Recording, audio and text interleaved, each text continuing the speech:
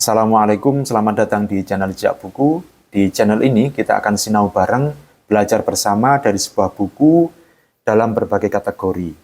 Dengan sinau bareng, kita akan mendapatkan ilmu dan wawasan baru serta ide-ide segar yang layak kita lakukan.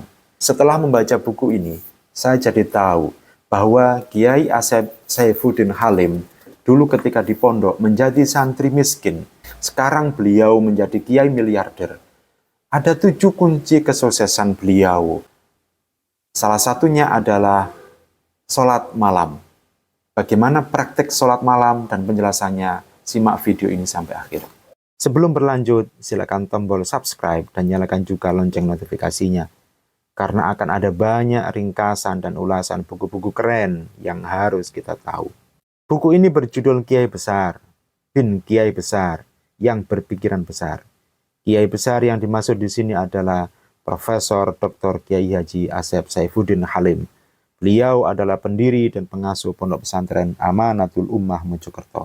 Dalam buku ini dijelaskan liku-liku perjalanan Profesor Dr. Kiai Haji Asep Saifuddin Halim, mulai asal-usul dan nasab keluarganya, kondisi ketika berada di pondok, menikah dengan Ning Alif Fadilah, mendirikan pesantren Amanatul Ummah, menjadi ketua umum Persatuan Guru Nahdlatul Ulama atau Pergunu, sampai menjadi guru besar yang pengukuhannya dihadiri Presiden Joko Widodo.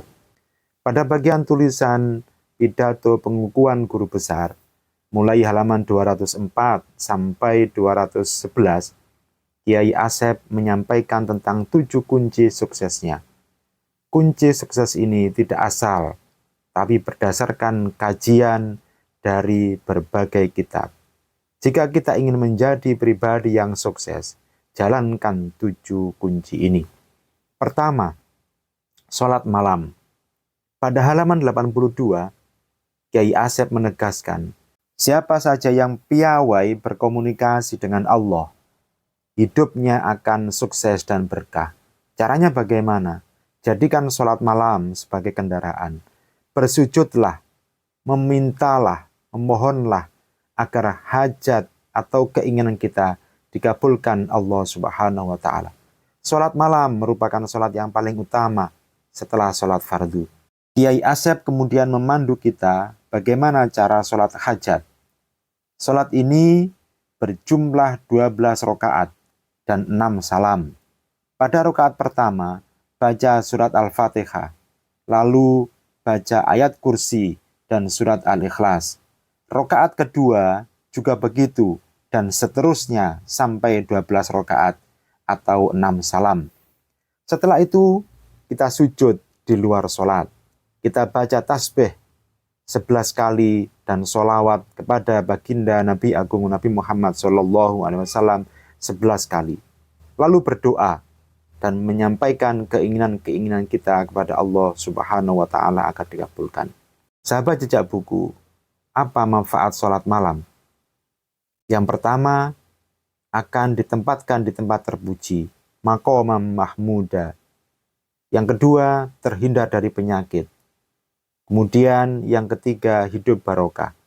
Keempat, menjaga kita dari terjerumus kemaksiatan. Yang kelima, istighfar atau permohonan maaf kita diterima oleh Allah Subhanahu wa Ta'ala. Selain sholat malam, juga jalankan sholat duha.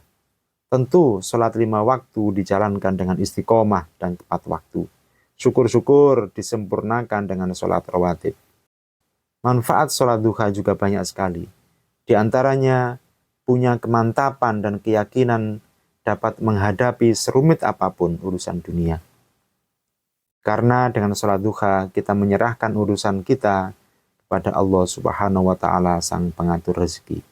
Bagi Kiai Asep, keberhasilan atau kesuksesan adalah 80% lewat doa atau olah batin dan 20% lewat usaha lahir. Prinsip seperti ini, sekali lagi, prinsip seperti ini apakah masih berlaku saat sekarang? Sebuah pertanyaan yang hanya bisa dijawab oleh diri kita sendiri. Kunci sukses yang kedua adalah ajak dalam kesungguhan. Ajak itu artinya istiqomah, continue, atau terus-menerus. menjalankan sesuatu secara ajak dan bersungguh-sungguh akan mendapatkan kesuksesan. Manjadda wajada, keberhasilan dapat diraih oleh siapa saja yang berusaha dengan kesungguhan. Yang ketiga adalah menjaga wudhu atau mudawamatul wudhu. Menjadi pribadi sukses itu berusaha menjaga kesucian jiwa. Salah satunya adalah dengan wudhu.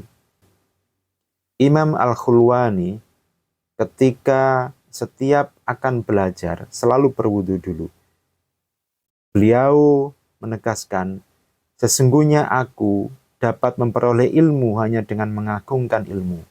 Dan sekali-kali saya tidak memegang bendel kitab, melainkan dalam keadaan bersuci. Keempat adalah menyedikitkan makan. Kiai Asep menyarankan dengan mengutip perkataan Imam Al-Ghazali dalam kitab Ihya Ulumuddin. Kenyang itu bisa menghilangkan kecerdasan. Ibarat padi yang terendam banjir, pastinya akan rusak. Itulah perumpamaan otak yang terlalu banyak menerima makanan. Sebaiknya makan ketika lapar dan berhenti makan sebelum kenyang. Imam Syafi'i menjelaskan, karena kekenyangan membuat badan menjadi berat, hati menjadi keras, menghilangkan kecerdasan, membuat sering tidur dan lemah untuk beribadah. Kunci sukses yang kelima adalah membaca Al-Quran dengan melihat teksnya. Membaca Al-Quran dengan melihat teksnya, kita akan terlibat berpikir bagaimana menerapkan tajwidnya misalnya. Ketika kita hanyut dalam berpikir, memahami sebisa mungkin. Ketika kita hanyut dalam berpikir, memahami sebisa mungkin, itu artinya kita akan cerdas. Kunci sukses yang keenam, meninggalkan maksiat. Sebagai pribadi yang ingin sukses, hindari maksiat. Karena dengan melakukan kemaksiatan, diri kita akan terbebani dengan berbagai hal. Kunci sukses yang ketujuh, kurangi makan di luar. Dalam hal keberkahan, hindari makan di luar rumah. Makanan di luar yang dilihat oleh orang yang tidak punya uang misalnya, tapi dia ingin membeli, tapi tidak bisa membeli. Hal yang demikian akan hilang barokahnya. Itulah 7 rahasia kesuksesan yang dilakukan, yang diterapkan, yang dijalankan oleh Kiai Asep Saifuddin Halim. Beliau adalah Ketua Umum Persatuan Guru Nahdlatul Ulama Pergunu. Di samping itu, Kiai Asep juga mempunyai sifat dermawan. Kiai Asep adalah Kiai dermawan. Ketika bulan puasa misalnya, Kiai Asep tidak pernah lupa untuk sedekah. Bahkan pernah mengeluarkan uang sekitar 10 miliar. Uang tersebut dibagikan kepada orang-orang tertentu, terutama orang yang kurang mampu atau tidak mampu. Bahkan aparat polisi dan TNI ikut membantu membagikan uang sedekah dari Kiai Asep. Inilah catatan Kiai Asep, Kiai besar bin Kiai besar yang berpikiran besar. Sebagaimana tulisan Begawan Media Dahlan Iskan dalam kata pengantar buku ini.